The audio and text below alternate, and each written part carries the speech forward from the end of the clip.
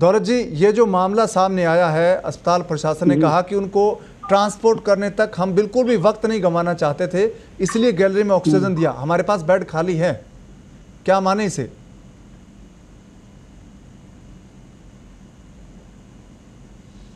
दौलत जी, क्या आप हमें सुन पा रहे हैं?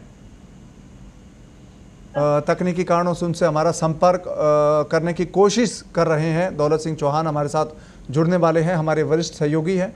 तो पाली में जो स्थिति बांगड़ हॉस्पिटल में सामने आई है, ये एक तस्वीर है, एक बानगी है कि प्रदेश के अस्पतालों में, ज़्यादातर अस्पतालों में बेड भर चुके हैं और वहाँ पर बेड मुहैया नहीं है। और जयपुर में ऐसा केस सामने आ चुका है। जी, हमारे साथ जुड़ चुके हैं हमारे वरिष्ठ सहयोगी दौलत सिंह चौहान। दौलत जी, ये जो पाली में तस्वीर सामने आई है और अस्पताल प्रशासन का कहना है कि हम वक्त बिल्कुल भी नहीं गंवाना चाहते थे, इसलिए गैलरी में ऑक्सीजन दे दी, बेड खाली हैं, क्या कहेंगे आप? नहीं, हम तो ईश्वर से कामना करते हैं कि जो दावा किया गया है जी, वो सही हो, क्योंकि हालात इस तरह से बिगड़ते जा रहे हैं। उसमें इस तरह की तस्वीर आना, इस तरह का विजुअल आना, वीडियो आना, अब ये अस्पताल प्रशासन का दावा है। और मैं सुन रहा था उनको, जो अधिकारी वहां से बोल रहे थे, उनका ये कहना था कि बेड की व्यवस्था हो रही थी।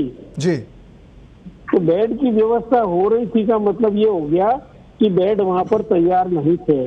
अगर उनका दावा है बेड पर्याप्त मात्रा में उपलब्ध है, तो ये पाली की जनता के लिए बहुत राहत की खबर है।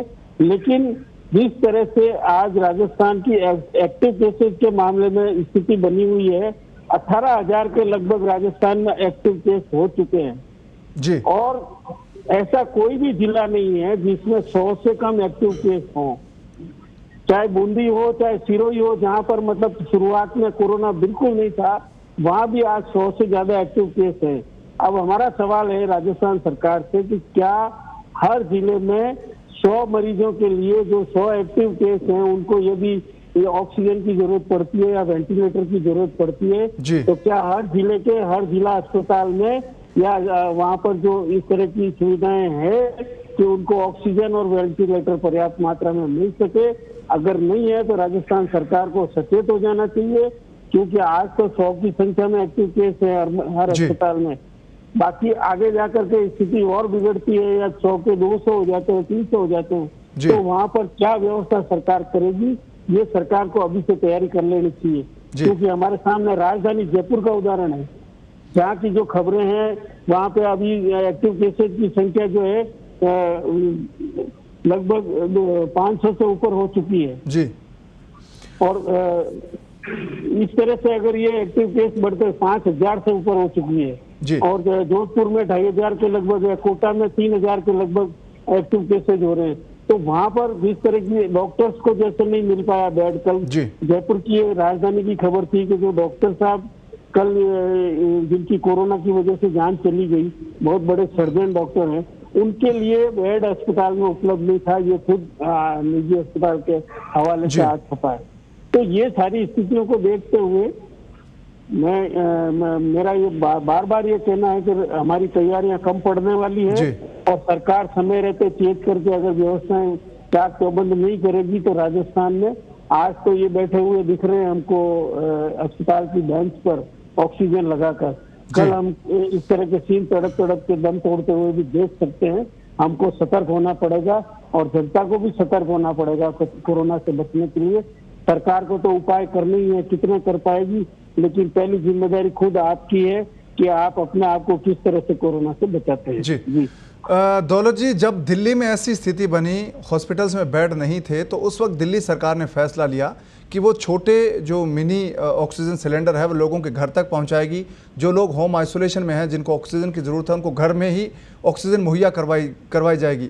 तो क्या ये मॉडल राजस्थान में भी अपनाया जा सकता है? क्योंकि बेड तो पूरे प्रदेश की हम बात करें तो वहाँ पर है नहीं इतने लोगों के लिए। मेरा ये कहना है पवन जी कि ये जो दिल्ली की स्थिति सामने आए हुए इतना लंबा टाइम हो गया जी, तो ये व्यवस्थाएं तो सरकार को कर लेनी चाहिए थी जी। अब नहीं भी की है तो मेरा ये मानना है कि अब ये बिना को समय गंवाए इस तरह की व्यवस्थाओं पर सोच विचार करके और निर्णय करके उनको इम्प्लीमेंट कर देना चाहिए। क्योंकि राजस्थान सरकार ये फैसला तो कर ही चुकी है, ज्यादातर लोगों को हम अस्पताल लाने की बजाय होम क्वारंटाइन ही रखेंगे। जी। तो होम क्वारंटाइन में जो जो रिक्वायरमेंट पड़ सकती है आगे, मान लो ऑक्सीजन की जरूरत पड़ती है, तो उसकी व्यवस्था कैसे होगी, ये राजस्थान सरकार को तुरंत इसका इंतजाम कर लेने चाहिए, ताकि इस तरह के सीन नहीं आए कि भाई जो मरीज को जो है बेंच पे बिठा करके ऑक्सीजन दी जा रही है। ये बहुत डरावने दृश्य हैं। अस्पताल प्रशासन ने जो दावा किया, मैं पहले भी कह चुका हूँ कि भगवान करे उनका दावा सत्य हो, लेकिन अगर वहाँ व्यवस्थाओं में कमी पड़ने वाली है तो अब ये समय है कि तुरंत जो है जो इंतजाम करने हैं वो सरकार कर ले। जी दौलत जी, ये तस्वीर बांगड़ से जो हॉस्पिटल है पाली का वहाँ से आई है। इसके बाद जो स्थितियाँ बनी है, आप शुरू से कोरोना वायरस जब से शुरू हुआ उससे स्थितियों को लगातार देख रहे हैं, और राजस्थान में आज 17,500 से ज़्यादा एक्टिव केस हैं इस वक्त, और जो कुल पॉजिटिव है उनकी संख्या 1,06,000-7,000 से ज़्यादा हो गई है। तो अब राजस्थान भी उन राज्यों की कैटेगरी में आ गया है जहाँ पर स्थितियां विकट हुई है, चाहे वो महाराष्ट्र की बात करें, उत्तर प्रदेश की बात करें, दिल्ली की बात करें। तो क्या आपको लगता है कि सरकार अभी भी पूरी तरह से सावचेत नहीं है? मुझे ये लग रहा है कि जो राजस्थान की कोरोना को कंट्रोल करने के मामले में शुरू में जिस तरह से तारीफ हुई थी जी, और उसके बाद दुर्भाग्यवश राजस्थान की सरकार 1 महीने के लिए खुद क्वारंटाइन हो गई थी राजनीतिक कारणों के चलते, उनके अंदरूनी कारणों के झगड़ों के चलते। उसके बाद में जो है उस पीरियड में जिस तरह से कोरोना बढ़ना शुरू हुआ था, तो हमारी उस समय ये मांग थी सरकार तुरंत जो है होटल से बाहर आकर के और व्यवस्थाएं अपने हाथ में ले। लेकिन आप ये देखिए कि सरकार जब से बाहर आई है तब से कोरोना के आंकड़ों में सुधार आने की बजाय और ज्यादा बिगाड़ आया है। अब ये जो एपिसोड है कि आप क्वारंटाइन में सरकार गई उस होटल में, उससे पहले बहुत बढ़िया तरीके से कंट्रोल हो रहा था कोरोना, और उसके बाद वही सरकार, वही अधिकारी, वही कर्मचारी कोरोना को कंट्रोल नहीं कर पा रहे हैं। ये इनका दावा है कि हम जांचें ज्यादा कर रहे हैं इसलिए मामले ज्यादा आ रहे हैं। मामले ज्यादा आना कोई वो बात नहीं, आप जांचें ज्यादा कर रहे हैं ये भी बहुत अच्छी बात है, लेकिन जो मरीज सामने आ रहे हैं, जो जिनकी हालत गंभीर है, उनके लिए यदि इलाज के साधन कम पड़ जाएंगे तो हमारा मतलब पूरे देश में और पूरी दुनिया में हमारा मुंह काला होगा। हम मरीजों को इलाज नहीं दे पाए, इसकी वजह से उनकी मौत हो गई।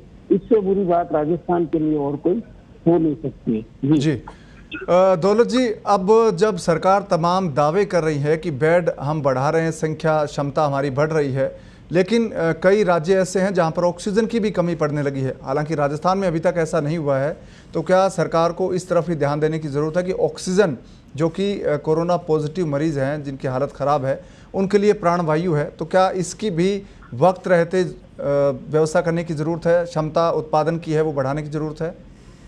तो मेरा ये मानना है कि सरकार की गति में और कोरोना की गति में बहुत फर्क है। जी, कोरोना जिस तेजी से बढ़ रहा है, सरकार के प्रयास उतनी तेजी से नहीं बढ़ रहे हैं, जबकि जरूरत ये है कि कोरोना जिस तेजी से बढ़ रहा है उससे ज्यादा तेज प्रयास सरकार करे बचाव के और इलाज के उपायों के। तो इसमें सरकार को अब ध्यान देना पड़ेगा। जिस रफ्तार से वो व्यवस्थाएं बढ़ा रही है, जिस रफ्तार से वो उपाय कर रही है, उनको जो है और तेज करना पड़ेगा। ये आप जो भी बात कर रही है सरकार के, हम ये कर रहे हैं वो कर रहे हैं, वो जितनी तेजी से कर रहे हैं उससे और ज्यादा तेजी से करने की जरूरत है, वरना ये आपके सारे प्रयास जो हैं वो विफल हो जाएंगे और मरीजों के काम नहीं आ पाएंगे। जी धन्यवाद दौलत जी इस तमाम जानकारी के लिए। तो जिन जगहों पर कोरोना वायरस से निपटने के लिए जो उपाय थे, जो व्यवस्थाएं थी, कम पड़ी, वहां पर हालात बहुत विकट हुए और वहां पर कोरोना वायरस की वजह से लोगों की जान ज़्यादा गई। चाहे अमेरिका हो, महाराष्ट्र हो, तमाम जगहों पर जहां पर भी व्यवस्था लचर हुई वहां पर खामियाजा लोगों को जान देकर चुकाना पड़ा है। और उम्मीद करते हैं कि राजस्थान में ऐसा नहीं होगा, लेकिन ये तस्वीरें दिखाती है कि सब कुछ ठीक नहीं है।